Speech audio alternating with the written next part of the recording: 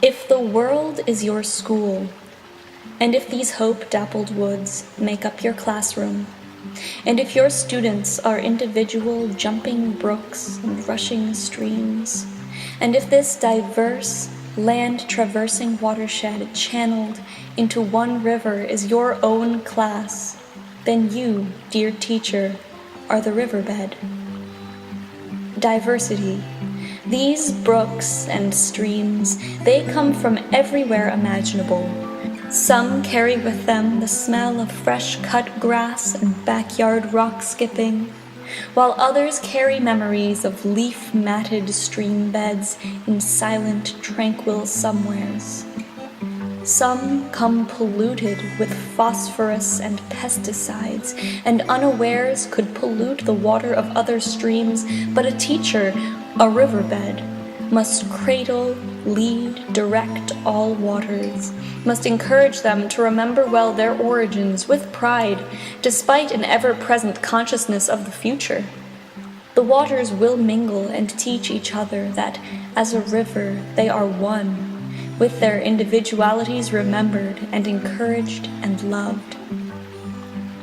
Authority.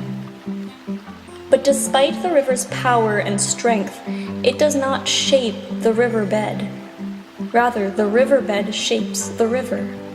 To match the river's needs, it must change, grow, expand, or deepen, much like a teacher who must remain flexible to meet the various needs of the students.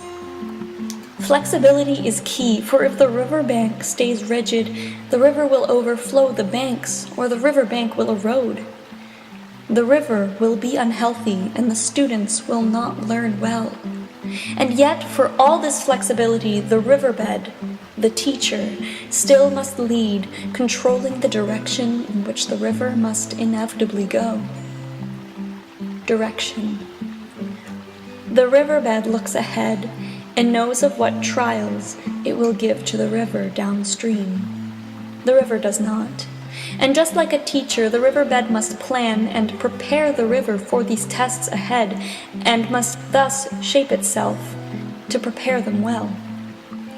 As a teacher models one class one way, the next another, to teach whatever will be taught so that it reaches the students best and helps them to remember, to learn, and to create on their own, so too does the river model itself to prepare the river well for the tasks ahead. Sometimes, smaller streams break off from the larger river to go in a different direction for a while, but this is a path set by the river, and so they always come back without difficulty. And when the hills come smaller and the riverbed broadens, shallows, and helps to slow the river to a pace so that it may traverse the land smoothly, and because of this change of pace, it might be able to focus on the important details, the gold-wrought clouds of evening or the sweeping willows, trailing thoughts in the current.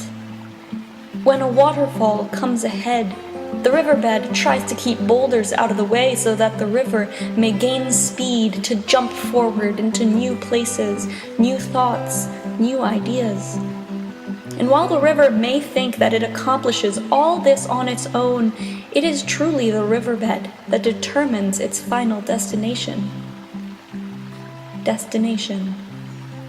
The river must tell itself that its students are only passing through. Some swiftly in rushing rain, others idly in midsummer wonder. The riverbed does its best to hold them all as best it can, for this brief part of their long passage to the ocean.